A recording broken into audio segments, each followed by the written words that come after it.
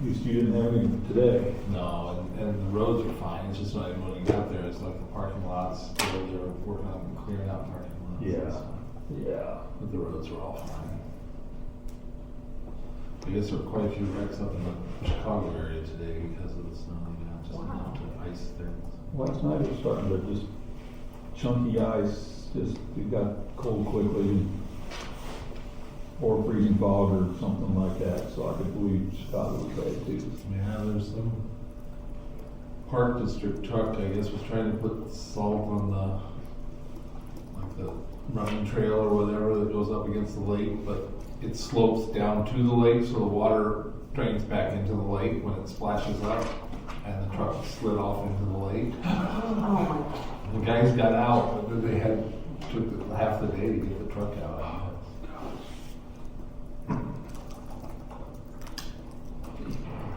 Be cold.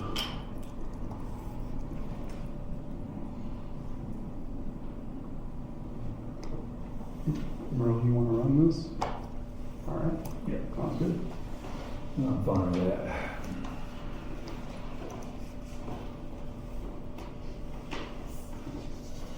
Did you want to write the report thing at the end? You know, the new committee report? Do you want me to do that, or do you want to write it? Yeah, we got a report.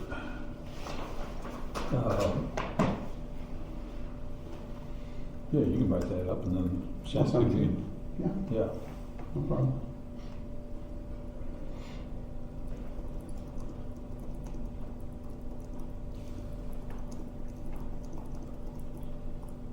Ken, we got all sorts of people waiting to see you here.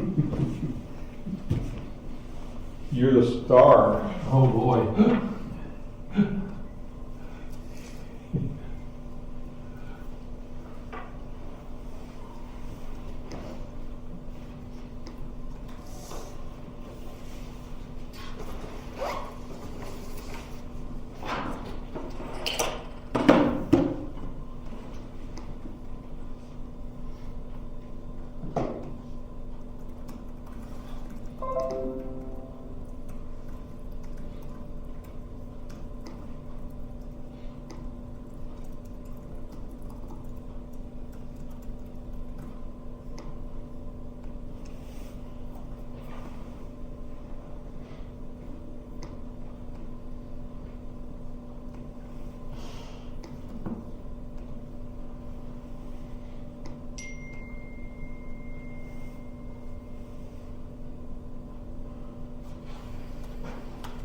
Just in case, I do have some things that might be relevant to put up on the screen. Michael? Yeah. Trent has shared them with you guys. It was what he sent last night, but if we have it available if necessary. We are not live streaming, by the way. Oh, all right. Turn this monitor off.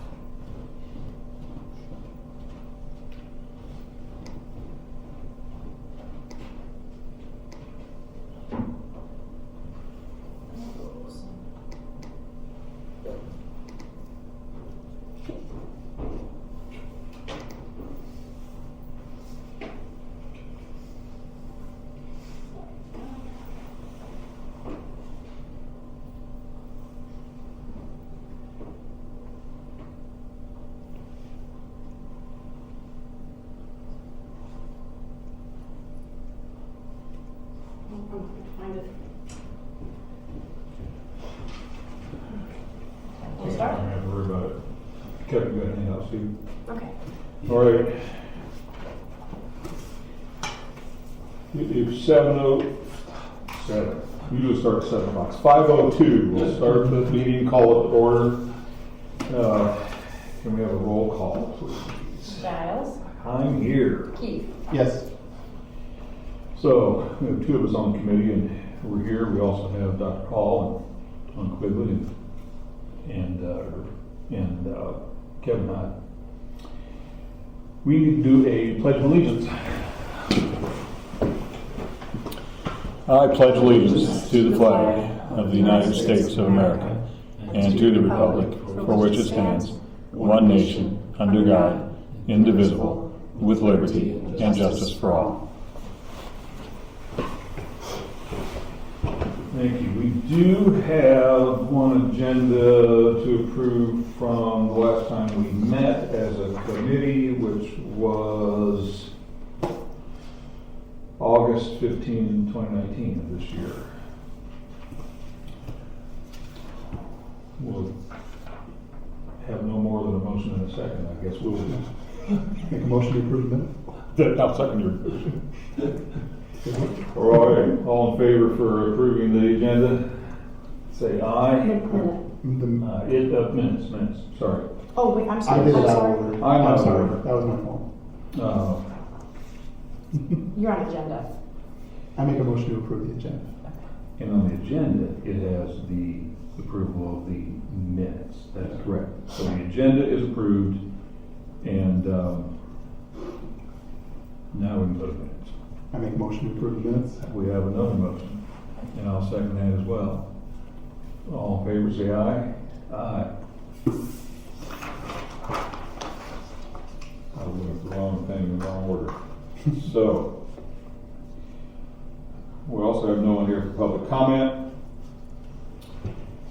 And in the absence of Trent, we will look at some of the forms that he has out and can certainly discuss the some Q&A. Yeah, so I don't know where you'd like to start with the levy. Ken, you had sent in some questions. Yeah. We can And start with that. Trent answered those. Do you want me to put them up? Sure. Okay. That'd be great. Shut off again.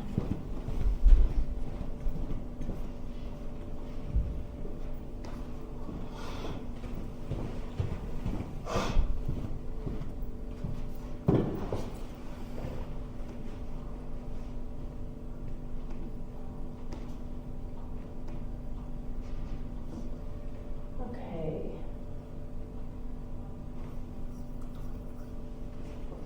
So we can just go through these. Sure, that'd be great. The first question was focused on our tort fund, our tax levy for the tort fund, which is called liability insurance on the levy document, I believe. Yeah.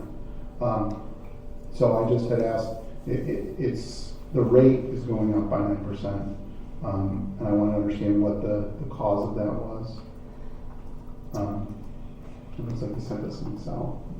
Great. So this is just a history of expenditures in this fund for the last couple of years. And as you can see, it's gone up just, on a consistent level. And obviously we're experiencing some increases in legal fees. Thankfully, the year's only half over fiscally for 20. We seem to thankfully not be on the same trajectory as we were for fiscal year 19 with legal fees. But we do have some ongoing impending litigation, and so our hope would not be that we're at the same amount. But the rationale behind this is also just that we're seeing a steady increase. If we don't increase the amount, my understanding is the overall tax rate does go down. Right. And part of that rationale is predictive, trying to look forward. Sure. Not an indicator per se of direct expenses. Okay. Can you explain the difference between the tort purchase services, and if you can't, it's no big deal. I understand tracking was unexpectedly available. So, no, and the legal services, those last two? yes. So legal services are attorneys. I mean, that's pretty cut and dry. Attorney's fees? Yeah. Okay. Tort purchase services are, they contain, it's kind of, I guess, a random compilation of different expenses. I do believe that, we pay we do pay a portion to the village for our school resource officer's salary, and I believe that that comes out of that line item. Okay, I would want to confirm that though, because I don't see the other area where that would come out of. Tort would also be a category where if we were to pay on a suit from a loss, so losses would go in that category, or as Dr. Hall just had said, expenses related to the protection of things that are more legal in nature than curricular. so wait, say that again for me? That last part? So there are some salaries in that line that are not pure educational and relate to, would we even say health, life, and safety?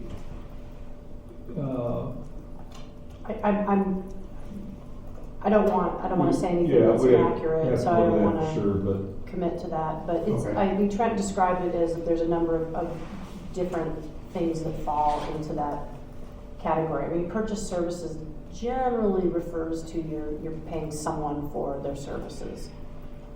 Right. Could that be where like, we added the driver's license scanning devices in the front offices of the buildings? Do you think that comes from? Yeah, that definitely could be part of that. Okay. So, Maybe security cameras as well. so a question I have, and I don't think you guys are being ready to answer it tonight, is why, I guess I can understand the legal services. They're varying because it depends on what sort of litigation we're currently involved in. But why are the tort purchase services varying so significantly? I mean, it jumps from 400K to 150 to 500 to 200 to 355. I just would like to understand why Sure. it is bouncing around like that. Because it makes obviously it makes it hard to do projections when it's bouncing like that. Yeah, I can definitely find out. well, it's a fair question. Mhm. And as for the tax levy, if the board wants to slightly alter the rate that is currently proposed, is there anything keeping us from doing that on the 16th? Because I don't think we had to do a truth and taxation meeting, especially if we're gonna. We as long don't as we have don't- to do a truth and taxation hearing, but we are. Right, Yeah. but I'm saying, if we decided to slightly change the levy, Mhm. we could do that on the 16th, as far as you know, right? As far as I know, Okay. it just takes a majority of the board to vote Sure. to change what Sure. Trent is proposing. Merle, what do you think about the idea of, what do you think about the idea of recommending we lower that liability rate just so we hit the same rate as last year? And we can say we've got a perfectly level. I think there are some costs that can be considered in that line that could stand to increase. So I'm for a slight increase. I don't think the percentage adds up to much money. Sure. And an increase gives us a little bit of a padding that we can't do in, for instance, the educational fund. Well, I mean, keep in mind that the absolute value is increasing with our EAV. So even if we do have additional costs, I'm just talking about keeping our aggregate rate the same as last year, and it is very close. I mean, we're talking about Yeah, absolute value is, a hundredth of a percent. Yeah. But you'd like to keep the levy as it is. I would. Okay. Okay. I think it's been rationalized and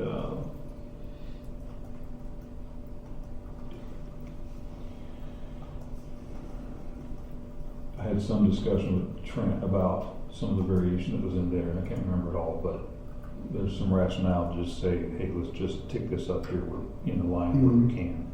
Right. Okay. For the second question, I just really was looking for the data, and he, I think, I think he should have sent that to you as well. Did you get it? I think he was gonna put it on that spreadsheet that we were just looking at, because it's title I am. Oh, here it is. There's another tab. Yep. There's another tab. So it's Wow. we're just experiencing the same trend upward, and that it's mainly due to adding IMRF employees, specifically paraprofessionals. Right. So that's And I totally expected that to be a very flat growth curve, so I don't have any qualms about that. I wanted to just see the numbers. So that satisfies me for number 2, if you're okay with that. okay. Yeah. So I have to take the rate limits to the voters. So what does that, sure, what does that process look like? So, Just as a so for instance. if we back up a second, we don't tax at a rate. Sure, We tax absolute dollars. right. So the rate just falls into place. So the question can't quite be answered directly because we don't increase the rate. But you're talking Well, about it- you're talking about the legal cap of the rate that's on each fund, Yes, right? we're at the caps for all of them. My question is, if we wanted to, Well, not Well, not we're- all of them. Like we're- the four sorry, operating We're not ones. legally Not capped. I thought we were. No, we can go and hold the hearing that says we want to do more than 5% on the education fund and have the hearing and no, we're not tax capped in The the rate- sense. Your ed fund rate is capped. Yeah, we have Your four total funds. ed, you're not rated- under tax cap, but your ed fund rate is capped. The rate is capped? Yes. At what, I don't know what your max rate Oh, is. let me find- I've got For it. the Okay, ed fine. fund, it's 2.45%. That's Yeah. right, that's right. And you can legally go to $4, but that takes a referendum to go anything above what your capped 2.4. rate is. That's the current voted rate. Right, Okay, 195 is the lowest rate without no referendum, so at some point in time, between when the district was formed, likely and today, they had one or more referenda to get to 245 or 240, whatever that number is. And so I believe, just historically, Trent and I looked back, and I think that it was in the very early 90s because those caps have been in place. We've You're been right, bumping up that sheet against you it. put together had that 20 years worth of history or whatever it was Yeah. that showed that. So the rationale is that we make sure we don't lose below that rate. yeah, So the assessment and the other stuff that has to right. percolate down to be able. So would we have to, is there some sort of resolution as a board? We have to say to ask the county Yeah, clerk to there's- put a referendum on the Yes. ballot? There's 3 election cycles every 2 years, 2 in the even years, 1 in the odd year. The odd year is the same as the school board elections. Okay, The even years are March and November. You have to adopt a resolution, I know for March it's by December 30th. It's 79 days before election day. Yeah. And The only so- reason I know that is because it's such an obscure number. Yeah, it is an obscure number. And there's a whole statute on how you Minimum count of those days 79 too. You gotta be careful how Sure. you can count those days. Because the 79th day can't end on a Saturday, Sunday, or legal holiday, so you have to, yeah, there's a whole statute on counting days, believe it or not. And so, but yeah, I know from bond referenda, they're the same thing, if you wanted to vote to issue bonds, that all I know has to be done by December 30th. and part of the referendum would state what the new rate limit would be per fund? Yeah, I mean, you can't have more than 3 questions on the ballot, and each fund is its own question. Okay, So, I mean, you could raise the ed fund, you could raise the Well O&M said. fund, you could raise the transportation fund, and that would be the most questions you could ask on any one ballot, any one election. So, Okay, and so it just goes on any one of the 3 elections? And then there are statutory maxes that you can't go beyond. Sure. And it's $4 in the ed, and I believe it's 75 cents for a unit district in O&M. And I don't believe transportation has a limit. I knew there was something there that didn't have a cap. Yeah, there's a couple that don't have a cap. Or that we, Yeah, then you have funds that you can levy an unlimited amount in, like tort and IMRF and Social Security. And bond and interest technically has no limit either. It's whatever is needed to pay the bonds. Those are called unlimited funds. And then you have the limited funds like ed, O&M, transportation, special education, tort, or leasing. There are 5 or 6 that are limited, and some of which, in life safety, has a limit. So all those you have to stay within the limits of, and you can't vote more than what the statute says you can vote for. Okay, I think that answers all my questions, thank you.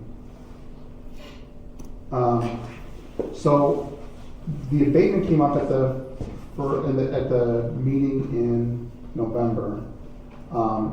And I would just like to understand, is that amount fixed? It is basically whatever the levy amount for that year would have been. An alternate revenue bond, which is what the sales tax bonds are, is what's sometimes called a double-barreled bond. It's issued under the Local Government Debt Reform Act, and the act has very specific requirements for being able to issue those bonds. One of the requirements is that there is a pledged revenue stream of some type. In this case, the pledged revenues are the sales taxes that are pledged to the payment of the bond. So in essence, they have a first lien on those monies. In addition to that, there's a backup security in the bond resolution called the pledged taxes, which is a property tax levy equal to the same amount, to the amount to pay the bonds. You are required to be setting aside the pledged revenues, the sales taxes, regularly to be able to abate the bonds. And you are required to abate the bonds. Failing to do that would, in essence, allow a taxpayer to come and challenge your levy because you did not use the money that you're supposed to use in the fashion you're supposed to use it. And that's spelled out in the statute, it's spelled out in the resolution that issued the bonds, and it's spelled out in the official statement that was used to market the bonds to the investors. So the investors also, know what they're buying and what the security is of what they're buying. Okay? So it's not something that you can just say, oh, we're going to spend that money somewhere else and we're going to levy the taxes to make the bond payments. No, you're required to abate those bonds. And So that initial requirement was adopted by the board that a third of those sales tax revenues were going to reduce, would The not be. existing bonds at that time. Now, those Right. bonds are all gone. So that finished this year? That finished last year. Last The year. last year you abated the third. Yes. You're no longer abating the third. You're only using now to abate the alternate revenue bonds. And then there's a residual amount that's left over, again, because you have to have that 125% coverage, so you can't bond to the limit. The property tax is intended to be a backup security. It's never intended to be the primary security. The legislative intent is, and I can go into the whole history of it because I was around when it happened. In essence, like Champaign and Urbana are home rule communities. They can issue any kind of bonds they want, anytime they want. They have no debt limits. They have no referendum requirements. So when they go to issue bonds for their water and sewer systems, I know the water is Illinois American, but just assume it wasn't. So when they go to issue bonds that are utility type of bonds, rather than issuing revenue bonds, they issue GOs and they just abate the taxes with the revenues of the system. Whether it's a parking deck or a sewer system or whatever the utility is. However, here in Mahomet, that's not the case. You're not home rule. So the village, before these bonds were created, would have to go out into the marketplace and issue revenue bonds that are only secured by the revenues of that system, water, sewer, whatever. They would have much stricter covenants. You would have to have much more than 125% coverage, maybe 135% coverage, and you would pay a lot more interest because it's not as secure. So the whole intent of the alternate revenue bond was to put home rule and non-home rule on an equal playing field when it came to borrowing money. Mm-hmm. Okay? They could both use the general obligation, full faith and credit backup tax levy as the security to the bondholders. Mm-hmm. But the legislature never wanted people to do that, to tax for it. So they made the requirement that you have to have 125% coverage. Mm-hmm. Okay? So was your question of the 815,000, where'd that number come from?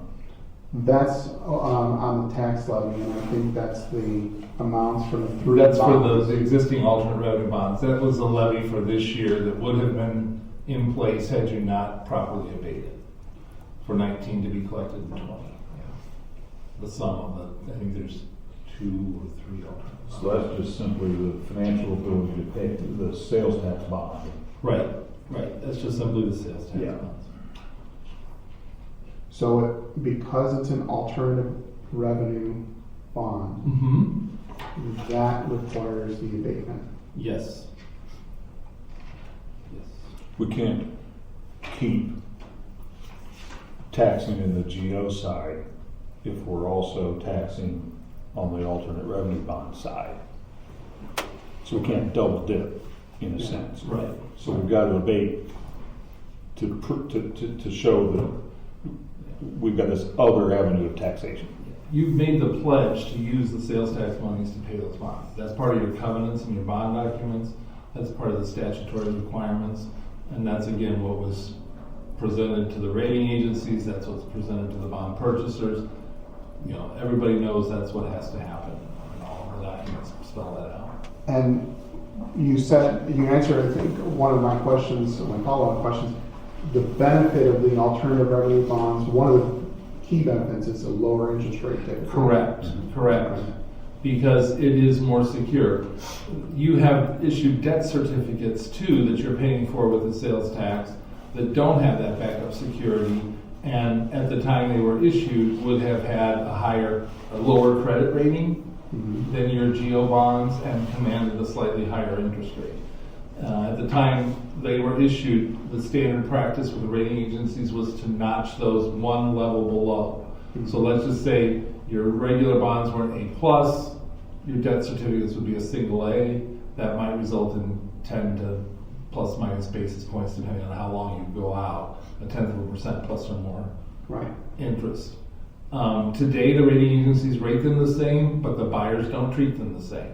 Because when the buyers go to look at a purchase, they're going to look at their Bloomberg terminals, and it's still going to show up in Bloomberg as a revenue base that certificate is, because it doesn't have that GO backup. And the buyers are not going to, even though they may have the same credit rating, they're going to say, no, there's more risk here, because we don't have that backup security of a tax levy. So we want a higher interest rate.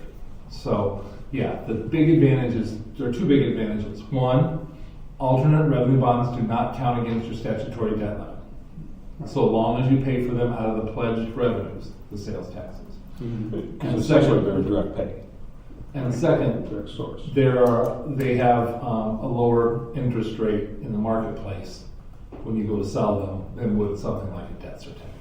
And is the concept that if we didn't get enough sales tax revenue to cover the payment, then we would not Then you abate could levy, it? exactly.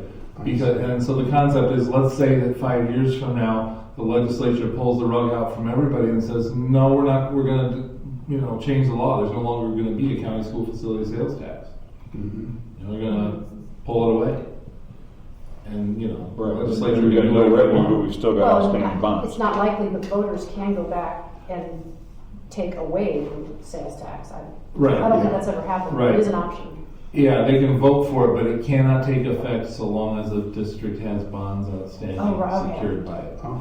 So they can vote for it, but until your bonds are paid off, it couldn't take effect. Got it, okay. Sunset law. Yeah. So what's going to happen when we've got, I think it's the 2010 series is going to be paid off in the next 5 or 6 years. I don't have that one right in front of me. Right. What's The gonna 2010 happen? alternate revenue bonds, we've already dovetailed behind that issue with the 2016 and 2018 alternate revenue bonds. So those Yeah. payments will be going off, and the 2016 and 2018 payments will be going up to fill in that difference. Oh, okay, so the abatement amount will still stay pretty It's level? gonna stay pretty similar, yeah. Okay. I mean, it is gonna move a little bit year to year, and there are some years that will be slightly more than others. But again, the whole concept, the way attempt of the structure was to stay at approximately that same level. I see. Okay, and is it possible for us to abate more than the 800 and? You can take sales tax and abate other bonds that were issued for facility purposes. Okay, So you have to go back and look at what the other GO bonds were issued for to see if they were issued for a facilities purpose. If they were issued, for instance, for working cash only to fund operations, no, that's not an allowable use of the sales tax monies. But okay, the sales tax monies can be used to abate a bond that was issued for facilities purpose, even if it wasn't pledged that way. right, So somebody that already had a life safety bond issue and now they pass sales tax, they could tell their community, we will use our sales tax to abate all or a part of that. Which is what happened here when you first voted sales tax. You told the community, we will use a third of our sales tax revenues to abate our existing building bonds, our facility bonds. right. And that's what was done clear through the 2018 levy. And now we're 2019, those bonds are all retired. Mhm. And so there's nothing left that has to be abated there. So, we have more payments now on the newer alternate revenue bonds to kind of fill in there. So are other districts using alternative revenue bonds? Oh, Sure. and most anybody that has sales tax, there's at least one district in that county, if not more, that have issued alternate revenue bonds. Okay. Yeah. Yeah, Okay. it's a very, very common way, allowing districts to do, significant projects without having to just sit and accumulate the money. Because, you can talk to your architects, but right now, the inflationary cost year to year of a project is exceeding the cost of interest. Mhm. So you're better off borrowing and leveraging it for 5 years than trying to save up for 5 years. Does that make sense? Yeah, yeah, If you're borrowing at 2.5%, and the inflationary cost is going up 4%, as you're paying that down, that 2.5% is on a smaller and smaller amount, but that inflationary cost of your project is just compounding at 4%. Yep. So in the long run, it can save the district significant funds to leverage that. okay. But yeah, I mean, Urbana's done it, Champagne's done it, St. Joe's done it, Rantoul's done it, Monticello's done it. Yeah. Yeah, you can go on and on, but Peoria's done it, Washington's done it. Okay.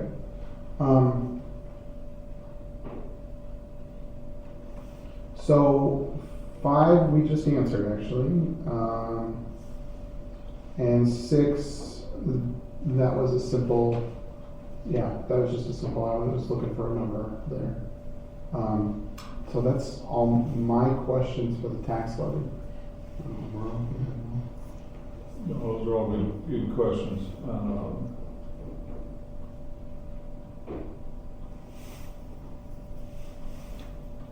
If we've got no more on that, we could go straight into bond questions. Sure. So let's do that. Okay, so we had talked about reconfiguring the entrance for the junior high a little in the facilities. Have we, so it looks like we've gotten some options from DLDD. Can you remind us what the options are? Yeah, sure, absolutely. So option number 1 basically involves repurposing the classroom that is immediately to your right as you go in the entrance to the junior high, and having that become another office, so that one of our educational office professionals would work out of there, and that would serve as kind of a check-in, check-out, and there would, with like a window.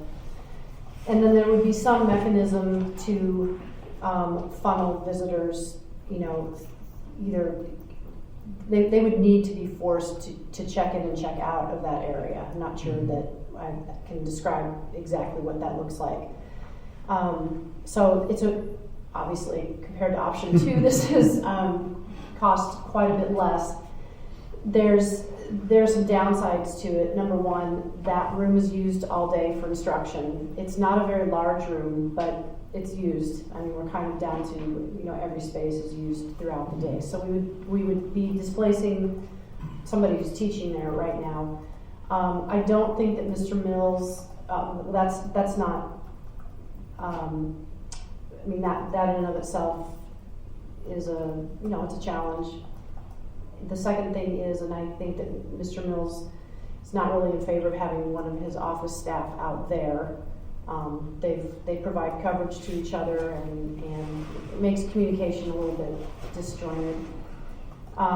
So option 2, clearly, I'm just going to guess this is way out of our range, but it involves kind of remodeling a lot of the front hallway and making it into an office complex.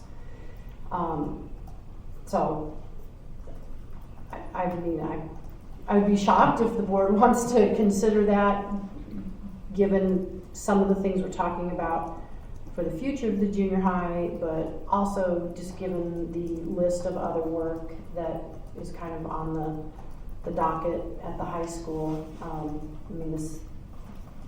This is clearly a massive renovation project. I think it's important to just mention some of the things that are in place at the junior high. There's the doors are locked. People have to be buzzed in. The secretaries do request that they come to the office. We've got cameras at the front door to see who's coming in. So it's not as secure as the other buildings are, but it's also, I don't want to create the perception that we need to do this work because it's completely unsecured. It's not. Right. So that hallway, so you come in the double doors at the junior high, and that area that's right there is highly traveled throughout the day during passing periods. There's literally hundreds of kids going through there.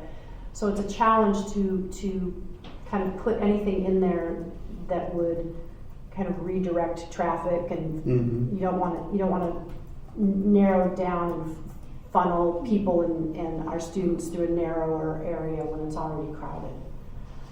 So those are the estimates that we have, and how they affect the potential financing is just, they would be added on if the board wanted to do those. They'd be added on to the total cost. And one of the discussions that we need to have Monday night is just to continue to kind of prioritize and talk about the projects that are on the list. I can tell you, I don't think it'll be. Option 2 hasn't been socialized at all, so it wouldn't. The recommendation that and there's no vote Monday night. I believe it is Monday, January 13th, that all of those projects are going out for bid. So there doesn't need to be a final decision Monday night about, yes, this is what we're going to do. We're going to go out to bid. We'll have the bid opening on February 11th for all the projects we've been discussing. And then very shortly after that, like probably at the February 18th board meeting, we'll have to accept the bids and decide, okay, what's the amount of work that we're going to do. I'll say this now, and you'll hear again Monday night, probably again in January, but Trent and I would recommend doing all of the work that's on the list. It does mean incurring some short-term debt, but you just addressed the cost of debt right now is very low, Right. and the cost of putting off these projects any longer is higher. And so those are just things the board has to weigh and talk about. So that was a long answer for number 1.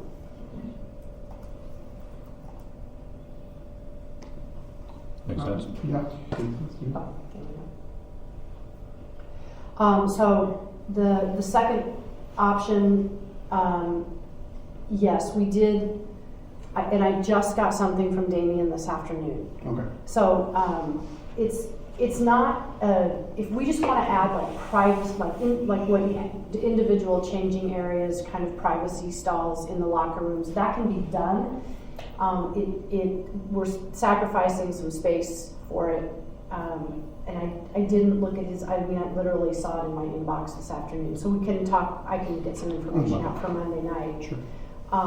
If we're talking about repurposing the shower areas, that's more expensive. And we had some discussion when we toured back, I think that was October 2nd. Just there's varied use on the showers, kind of in the football wrestling locker room. They are used, but in other locker rooms, quite a less. So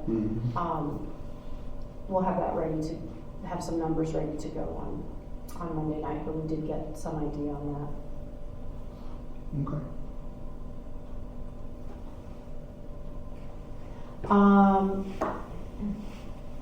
We were not aware of any other facilities needs that needed to have quotes on them, so I didn't Okay. know what that was referencing. No, I was just Yeah, making sure that we didn't have something else out there that. not today. I'm short of any emergency or, Could change tomorrow. yeah, knock on wood. So then the next question kind of Yeah. comes to Kevin. Yep. I'll get my numbers in front of me here. So, yeah, you do have one bond issue, the 2010 alternate revenue bonds do become callable June 1st. So, under the IRS regulations, you cannot issue tax exempt bonds to repay other tax exempt bonds more than 90 days in advance of the call date. We call that a current refunding. If you refinance any earlier than that, it's called an advanced refunding, and under the current tax laws, that has to be a taxable interest bond, which would wipe out any potential savings you would have. So based on numbers today in terms of the market, and I can't say where the market will be in March, there's a potential savings estimate right now is about $111,000 on a cumulative basis, and if we present value that back to the date of issuance based on the interest cost, it's a present value basis of about $98,000, which translates to about 8.25%. GFOA standards, Government Finance Officer Association standards, pretty much say if you're not going to save at least 3% on a present value basis, you shouldn't be doing it. Okay? Because all you're doing is making money for banks and bond people. Yeah, somebody else. Okay, so you definitely are in what we would call an in the money, refinancing if rates hold or don't go up too much. But we won't know until we get closer to that date for sure. In order to issue one alternate bond to pay off another alternate bond, there are some rules. You cannot issue more bonds than the bonds that are outstanding, which we would not be doing. You can't change the footprint of the bonds. In other words, you can't make the new bonds go out longer than the existing bonds. Okay. And you have to have savings in each and every year. So you couldn't, load all the savings up in the last year and try to pay it off quicker to save more money. But you'd have to show at least some savings in each and every year. And that's the statutory requirements. Otherwise, you have to go through the process of authorizing the new bonds, which would mean another petition period, another hearing. All that would take 3 or 4 months. And so if you're just do a refunding bond for bond, stay within the footprint, don't exceed the amount you're issuing, and have interest savings in each and every year, you're good to go. And that's the way we would structure it if we get to that point and there's still savings. But it's good to look at it, and we have looked at it. I just didn't have the numbers with me last time we talked, and it's just one of those things that it's all just in our heads right now because we don't know for sure where markets will be like that. And are you pretty confident that if we were to try and do this, the alternative revenue bond would be the vehicle for it, or debt certificates? Or? For the refinancing? Yes. Yeah, I would say with the alternate revenue bonds. Okay. Yeah, they're not counting against your debt limit. Yeah. So why do I want to do something that does count against your debt limit? They are the superior credit, so if the bank is really looking at it critically, it would be something that we would consider we would do as a private placement, not as an underwriting. And I don't know that we've ever talked about the difference. I know Merle's aware of it because we've talked about it before with other things. But when an issue is not that large and not that long, we can save significant issuance costs by not having to go out into the open market. When you go out into the open market, you gotta get a bond rating. The minimum charge for rating agencies is about $13,000. You also then have to put together an official statement, which means now you've got disclosure counsel that's putting together the official statement, and that's gonna be at least $3,000. So you got $16,000 in interest costs, issuance costs that you don't have if we do a placement.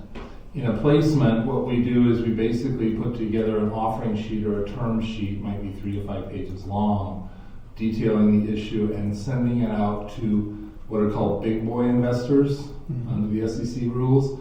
It has to be someone who has the ability to assess their own risk and doesn't need an official statement, so to speak. So it's usually banks, insurance companies, mutual fund companies, that sort of thing. And then just solicit bids, and whoever has the best interest rate gets the bonds. And so you know you're getting the best rate possible on that day that we tell them the bids are due, and it goes relatively quickly and easily for something of that size and nature. So, you know, anything that's, you know, 5 million and less, 10 years and less, oftentimes is going to be best done as a private placement, especially in an area like this where you have a lot of active banks.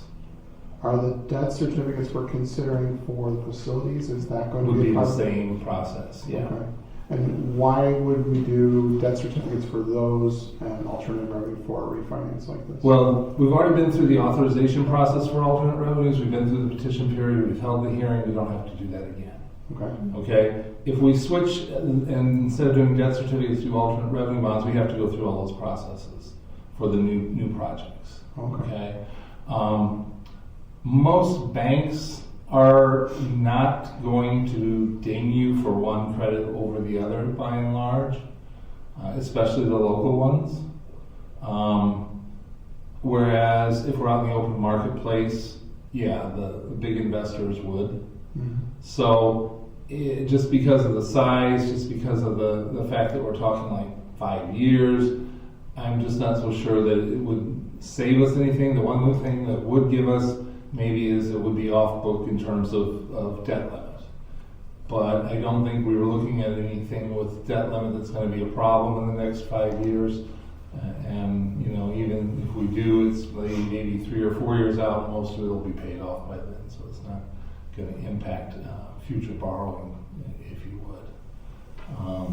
So it just I think is an easier, quicker thing to accomplish. Mhm. But you know, if the board wants to go alternates, that's fine. It's just going to be take a little more time to do that. Could we combine the two?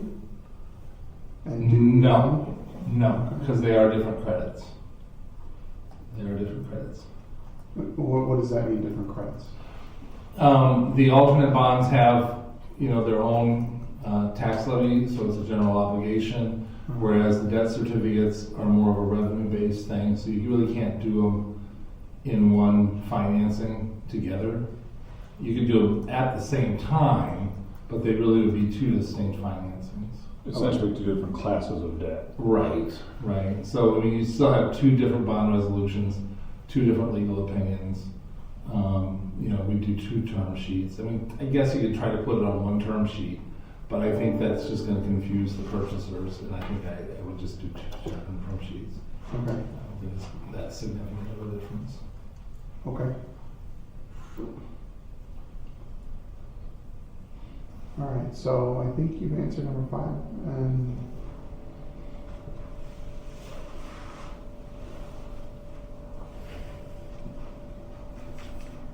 and it looks like trying to answer number 6 for us.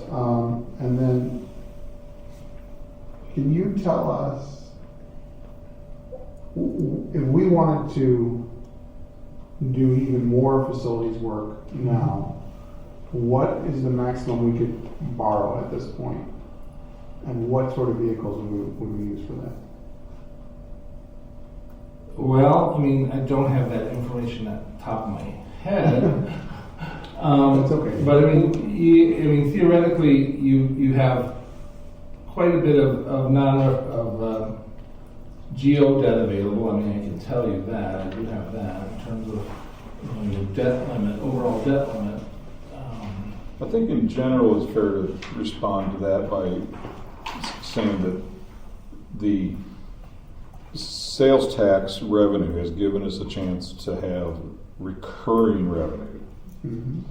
In and out, use it, put it in places, and in a broad sense, the budgeting to that results in this 500, 600,000 left. Now, sales tax also covers some of the bonds on this building, Mhm. so it is an overall picture to suggest how to add any other debt, because the puzzle then has to fit, so we just stay well cash flowed with that sales tax, because we've got limits on everything else we do. Right. So if we can stay within the sales tax revenue, which has been just kind of creeping up a little bit every year, Mhm. and use that sales tax for this building, summer capital projects, and paying down debt, whatever we have out there, basically those, which includes this building, then we can look out 5 years, for instance, and say, how much do we really have? How much can we work with? Sure. And that might suggest that we could pay more quickly, pay shorter term. The pressure to pay as quickly as possible is less because rates have been so low. Mhm. But that's been part of what this committee has looked at with Trent over the years, is just how to manage that pocket of money. Right, but that money, that amount's not fixed because the bond levy is not rate limited, right? Bond levy's not rate limited, but remember, to do the alternate bonds secured by the sales tax, we are limited, we have that 125% coverage requirement. Okay, so it's not, and a fair amount of that money is committed to existing bonds and debt payments. This building was a debt certificate, so, or the original part of this building, the addition was not, but the original part of this building was a debt certificate. So while it doesn't technically have a pledge, Mhm. practically there's no other way you can pay for it. The debt Like those certificate doesn't impact the bond rate, is that what you're saying? No, because it does not have a levy. It is strictly an installment contract where you have promised out of whatever funds you have available to make that payment. Okay, so let me make sure I have this right. If we were to do some additional project, let's say, and use debt certificates, we would run into the problem that our revenues would not increase to pay the. Right. But if we did a general obligation, Bond. our bond rate would go up, and so that's where those revenues could come from. However, the interest rates are higher on those. Interest rates are actually lower on GO bonds and debt certificates. Okay. Yeah. So, but you're right. I mean, a bond is self-liquidating because it has its own levy as a part of the document that will generate enough money each year to make the bond payment. So the levy is whatever the next year's bond payments are, Mhm. and the levy then is filed in the bond resolution. There's a levy for every year the bonds are out. Mhm. And so the clerk takes that levy each year for that each bond and says, okay, here's how much I have to have in rate, whatever that rate is, it's not limited, to produce that amount of money. Mhm. Okay? So, yeah, if you wanted to do a GO property tax bond, I mean, you've got $27 million of debt capacity at your fingertips. Now, that's going to result in a property tax rate increase. Right. Okay? Yeah. And so then it becomes a question of, what is it you want to do? And then what kind of bonds could you issue to do it? There are some things that you can do without a referendum, and there are some things that would require a referendum. Can you say a little more about that? What requires? and what doesn't? Sure. Well, things like life safety, which our building code requires that every 10 years your buildings be surveyed top to bottom by a licensed architect or engineer, and they write up any deficiencies under the code and a plan to remediate it and a cost. Mhm. Okay, that gets approved by your board, gets approved by the regional office, goes down to ISB and gets approved by the state board. Anybody can knock things off in that process, and sometimes the state will say, no, that's a maintenance item, that's not a life safety item. Mhm. So they come back and they say, okay, here's the amount we're approving, and the regional superintendent issues an order to affect compliance, telling you, school board, you have to get this work done. Mhm. And there's a time frame, depending on the priority code the architect assigns, that you have to do that work. Those bonds can be issued without referendum, without a backdoor petition requirement. All you have to do is hold a hearing. If anybody wants to come and complain about it, you listen to their complaints, you thank them for their input, and you have the right to issue the bonds as the Board of Education. There are other types of bonds that you can use for facilities too, that are like a working cash fund bond. Sometimes people issue working cash fund bonds, move that money into their building fund, and then from building into their capital projects fund, and maybe make an addition or do some work that doesn't qualify for life safety. We want to replace the carpeting, and they wouldn't allow us under life safety, so we're going to do it this way. And that would have That does require a backdoor referendum, 10% of the registered voters in 30 days, and a hearing as well. But it is payable from the bond and interest levy. Even if you're a wealthy power plant district and have all the money in the world, you cannot build a building without a referendum under our statutes. Okay? Even if you can pay cash, you can't build a building. Now you can lease a building, okay? And at the end of the lease term, you can own it. Did we have a referendum to build this building, either phase? Well, phase 2 is in addition to building, As so. an addition, so you can make an alteration to a building. That's not a referendum. That's not a referendum. Yeah. But if we were to, If you wanted to build a freestanding junior high, yeah, okay, you either have to lease it or have a referendum. It has to be a life safety replacement, or somebody has to give you the money. Those are the 4 ways you can do it. and, Okay. okay, A life safety replacement means it has to be the like use, junior high for junior high. It can be no more square footage than the existing building. okay, And the architect has to prove that it costs less to build the new building than to do all the repairs necessary on the old building. Doesn't happen often. There's a yeah. job. It's a pretty rare occurrence. I've done a few, and I've been doing this 30 years. Mhm. Okay? Gift, I can point you to 1 or 2 in the state, not that I ever did, but that, I've walked in. Payson's a little bitty district over by Quincy. Okay? They had a young baseball player get hit in the chest and killed, and his family donated a building in his memory. And there's a plaque on the wall that says that. Okay? That's like the only one that comes to mind.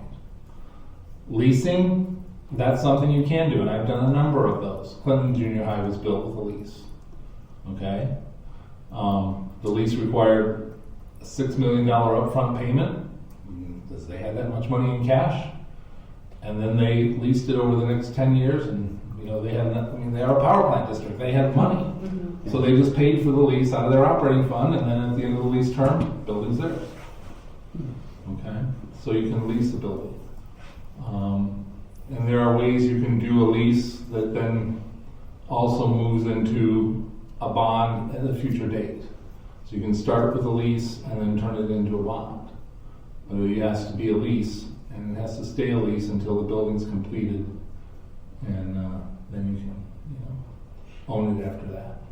So if we stayed within our capacity and built a brand new building and had to do a referendum, is that just like a ballot referendum? It's just like a ballot referendum. What's yeah. the 10% you, No, that's a backdoor type of referendum.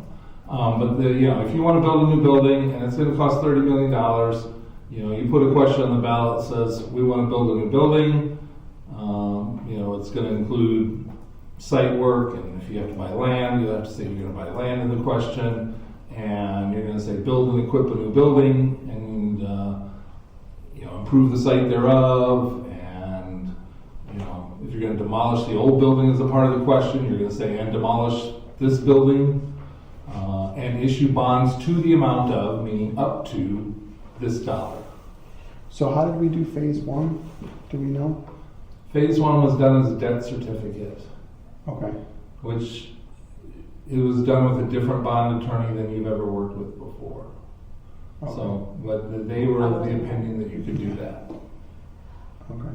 Speaking, so going back to the backdoor referendum, so districts can issue a certain amount of working cash bonds.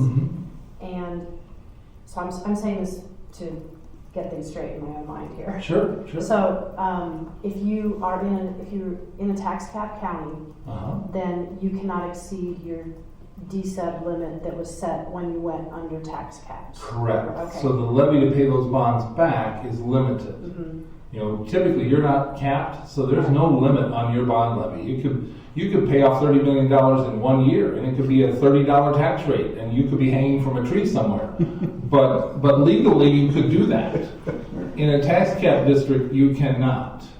So if you, in any district though, tax cap or not, if you issue those working cash bonds, then,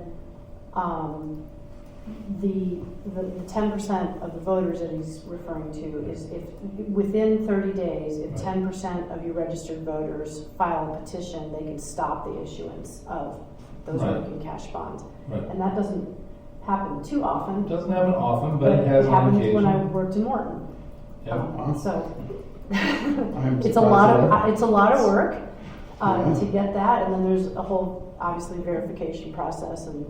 Potential ways to challenge it, and Yes. yeah, it could be, yeah. So that's Doesn't where. happen a lot, but it's not to say it wouldn't ever happen. I mean, you have issued working cash fund bonds here in the district before Yeah. without. So there's a petition. mechanism to stop it if So, voters yeah. don't want the district to issue those working cash bonds. And usually it's because they don't like the project it's gonna finance. Or, quite frankly, there's some other issue in the district that people are unhappy about. You fired the cheerleading coach, everybody loved her, and they're gonna, it happens. I mean, it's just the way it happens. So usually that's the case, okay? I built a new building in Waltham, Illinois, Mhm. which is up by LaSalle, Peru. It's, Starved Rock is in their district.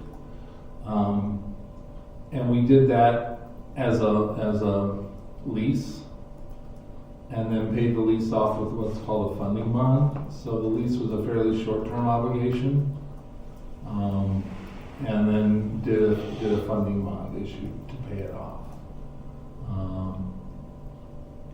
So we converted an operating debt. The lease certificates are like debt certificates; they're just an operating fund debt. You just pay them out of operations, and converted it to bond and interest.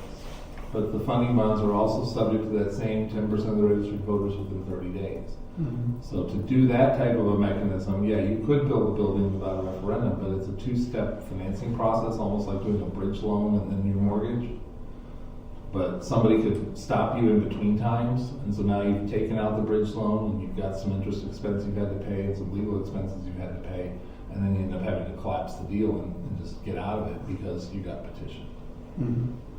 So there are ways to do that, but they're not always necessarily politically palatable ways.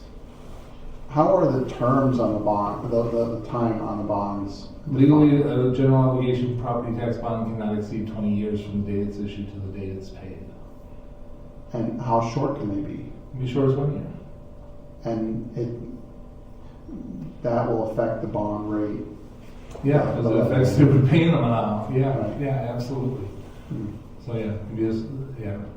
So if you issue a bond in June and you wanted to do the maximum time, it's only going to be 19 tax levies because the levy doesn't go on until December, and then you have to pay it off. You know, so you don't, depending on the time of year you issue, your maximum length might only be 19 years. Mhm. But if you issue in December, January, February type of thing, you can make it 20. So could we theoretically build a small, because I think you said an extension to a building does not require a referendum. An alteration to a building does not require a referendum. The statute doesn't say addition, it says alteration. Okay. So therein becomes some of the legal opinions that the lawyers start to get a little squeamish about depending on what you're wanting to do. It has to be substantially attached usually. They're not gonna let you just put a breezeway in between two buildings. You're gonna have to have some common walls or wall. Right. It has to, if you want to make an addition that's more than 50% of the existing square footage, they're gonna get a little bit queasy as well. And maybe, say, no, we can't do that. Because is it an addition or is it an alteration or is it a building? And that's, that's the lawyer's thing. That's where they get to, earn their pay. But I will just tell you from my experience that they'll get a little squeamish if it's more than 50% of the existing square footage, and they definitely have to make it substantially attached. I would guess that this phase 2 was about equal to the square footage, wouldn't you, with the gym and the second floor? Yes. We had two L's that came together, so yeah. Mhm. Yeah. Okay. But They you looked at said, it, you got said, comfortable. did you also say substantially attached? Yeah, so you really are For sure. substantially attached. That- yeah. Yeah. Okay. Usually they're substantially attached. But they'll look at anything and then they'll come back and say, we think we can do that, or we think you're gonna need to make some changes. Okay. I think those are all the questions I have. This has been really great. I thank you to everyone. Sure. I've learned a ton. There's only one place you can learn some of these kinds of things, and he's sitting right there.